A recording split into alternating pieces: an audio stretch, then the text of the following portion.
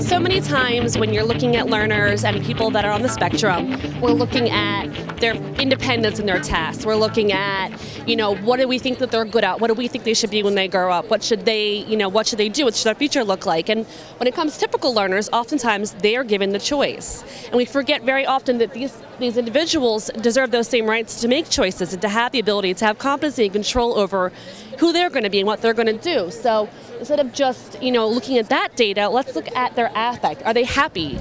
Are they participating actively in what they're doing? There's a lot of jobs that I would be really good at, and I could get 100% on my task analysis, but then I may not be enjoying it. But then there's something that I could be okay at, but love doing. So we should look at those types of things and develop those skills a little more, so that way that they're actually enjoying what they're doing and they're getting the opportunities to make those choices, that even if they can't vocalize it, let them know that we're looking. We're looking at if they're happy, if they're participating, if they're laughing, and giving them the same rights we give to any individual to make those choices in their own lives. Okay, so it looks like you had a rating scale here. Explain that to me.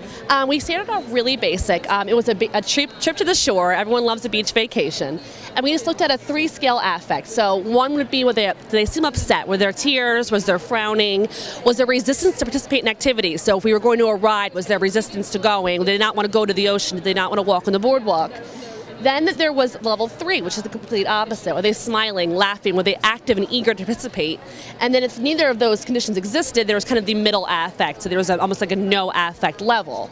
So we took those scores in various environments across different ideas, different places, and kind of got a better picture of what their behavior looked like compared to their affect. So 3 of the 4 students had very low levels of behavior. Now this trip was absent of token economies and timers and Velcro. We just went. And their behavior was 0 to maybe 2 on a 4-day trip, because they were such a positive affect. They liked what they were doing. They were happy. They were engaged. So there was no need to act in escape, maintain behavior, attention-seeking behavior, because they liked what they were doing. They liked where they were at. We did have one student who did not have positive affect, who engaged in maladaptive behaviors, and they got to go home. They advocated for what they wanted, and they got to leave. And looking at that as more of a choice, as opposed to this is what you do, and this is why you have to do it.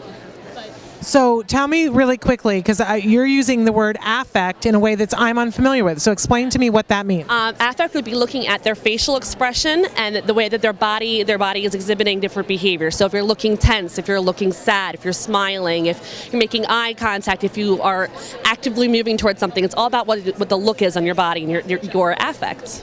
Wonderful. And so if people want more information about this, is there a place they can go? They can. Our website is www.mecaautism.org. Fabulous. Thank you so much. Thank you.